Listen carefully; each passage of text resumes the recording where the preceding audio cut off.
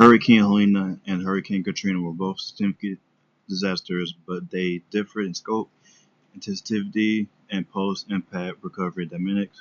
According to Hagen, Helene originated from a Central American grain and evolved into a powerful Category 4 storm before making landfall in Florida's Big Bend region.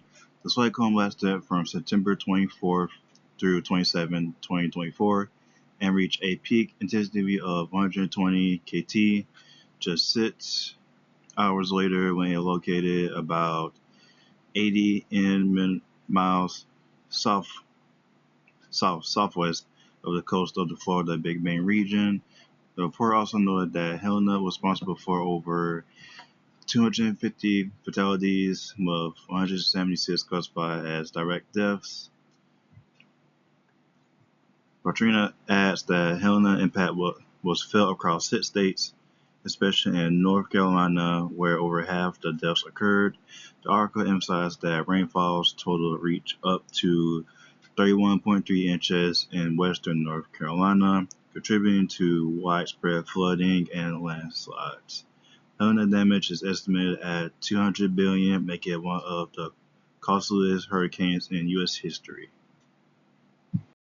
In contrast, Machita focused on the aftermath of Hurricane Katrina, although they did not provide exact death tolls or fatality stats. They highlight Katrina's impact as one of the worst disasters in U.S. history, where approximately 80% of the city land area in New Orleans were submerged, displacing communities and revealing entrenched social inequities. Their study of citizen-led placemaking such as Lafayette Greenway and Sankofa Land Wet Park shows that long-term recovery involves rebuilding social capital and bridging spatial, social, and temporary gaps. Together, Helena and Katrina illustrate the evolving capacity of hurricane impact from micrographically force to human-centered recovery, underscoring the necessity of adapting planning, exclusive community engaging, and relentless building strategies. Disaster recovery response to Hurricane Helena and Katrina revealed critical shifts in federal coordination and community-driven relief following Hurricane Helena's impact on western North Carolina.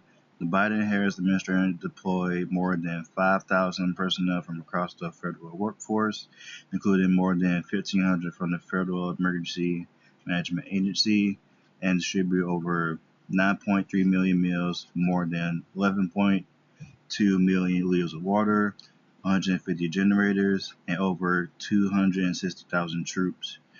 Major disaster declaration ratio for 25 continues, highlighting the scope of state-federal collaboration.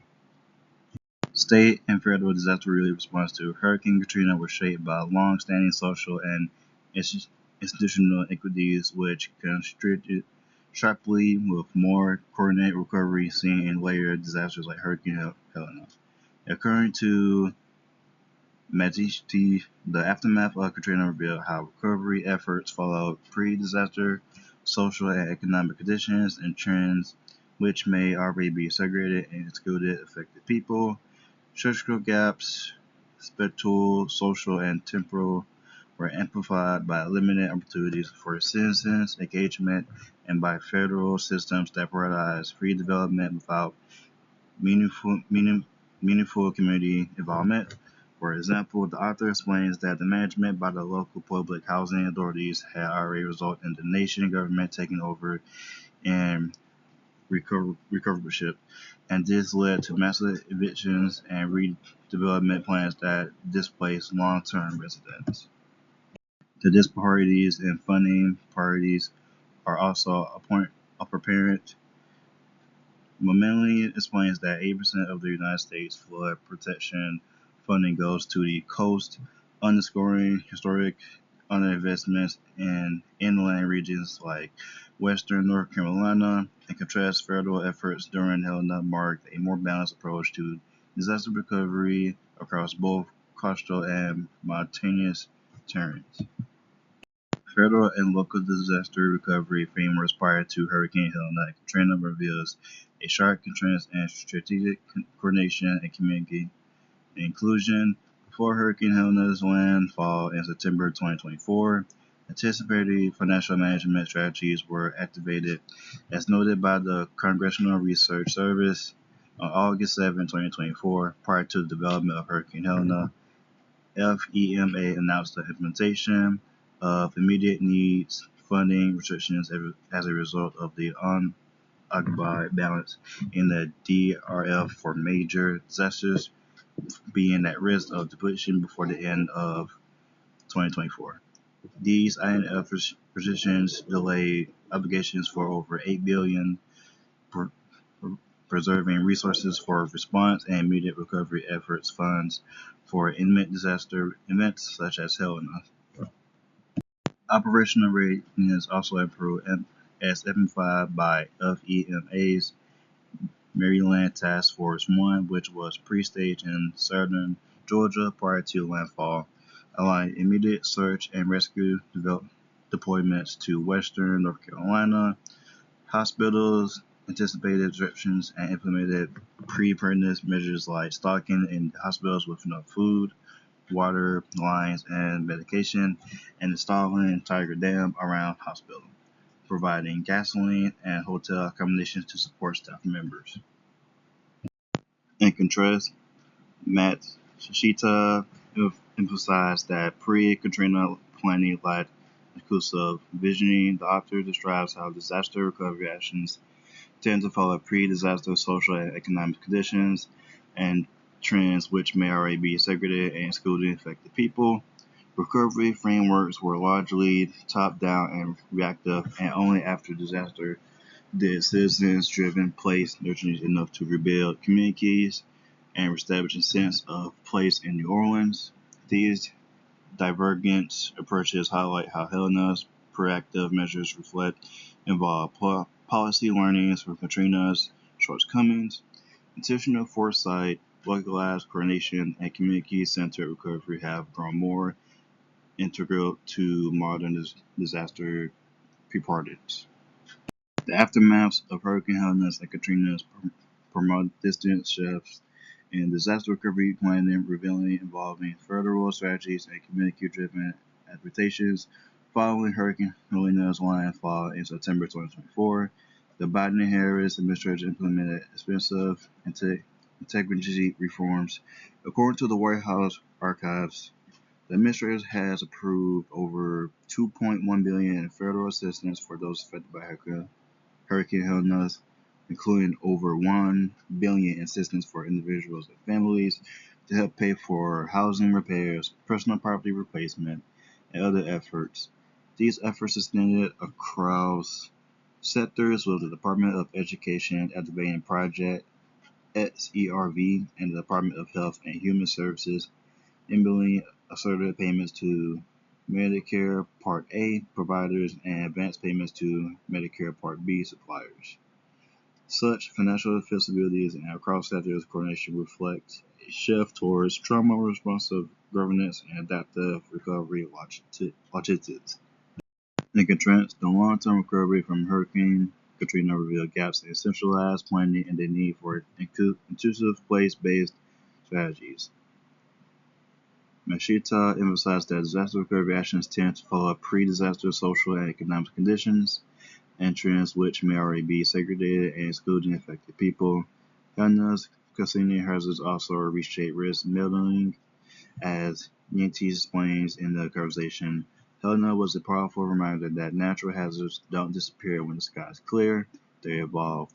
The storm triggered mudslides, sediment displacements, and alternate river channels, prompting citizens to advocate for comparative models based on the physics of how these events work are needed to help forecast hazard evolution in real time, much like weather models update with atmospheric data.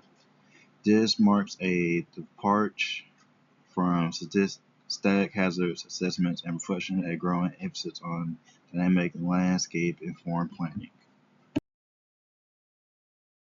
Sure, this is Dhirendra. Let me continue with contingency planning and surviving in the aftermath of the disaster. In this slide, I'm talking about pre-disaster preparation before Hurricane Katrina. Pre-Katrina plans and exercises were not effectively done for military assistance for mass evacuation. This was a huge disaster and the preparation did match with the real disaster. Federal Emergency Management Agency FEMA had limited visibility of the resources, how much available, how much used, where the resources were located, etc. The communication devices were not compatible with other vendors, therefore communication became challenging.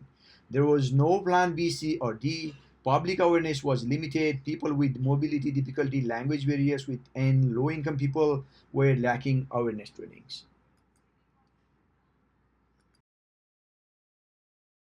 And this is about Hurricane Helene. Georgia Emergency Management and Homeland Security GEMA HS launched Ready Georgia portal where awareness for 3 days, supply kit, guidance for disaster communication were included. Governor declared state of emergency before the hurricane so that stakeholders had enough time for preparation against this hurricane. Surviving in the aftermath of Hurricane Katrina. This was unexpectedly huge disaster, even though large number of National Guards and active federal personnel were mobilized in the rescue mission. Shelter, food, clean water, medical supply, health services, including mental health, were not sufficient to the rescued persons. However, huge money were disbursed to rebuild the infrastructure and to recover the economy. And this is of Hurricane Helene. Healthcare facilities were running in minimal mode, therefore we can say healthcare services were similar to Hurricane Katrina. Emotional and psychological distress, anxiety because of loss, poor health, children with post-traumatic stress disorder PTSD, parental supportlessness to the children were noticed during the recovery of Hurricane Helene. Response team composition made especially for hurricane response team, therefore are not mandatory. We can increase per demand. Incident management team at center on red is the key team. This connects all the concerned stakeholders around in oval shape. Liaison officer connects to all 4 teams. Incident commander also connects to all 4 teams. Public information officer deals with all medias. County coastal works with coastal operation. Safety works with local government and internally with other concerning team. Logistic works with disaster response operation, local government, etc. Despite the comments on incident response teams' initial efforts, recovery efforts of Hurricane Katrina was satisfying.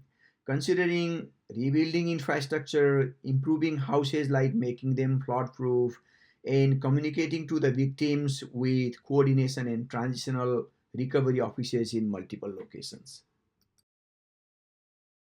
Recovery efforts for the Hurricane Helene are better in the initial and rebuilding phase comparing to Hurricane Katrina. Rebuilding infrastructure, housing, improving housing, risk reduction activities are successfully carried out. FEMA, Federal Emergency Management Agency, is still providing awareness. In this sense, we can say recovery efforts for Hurricane Helene are more promising than the Hurricane Katrina.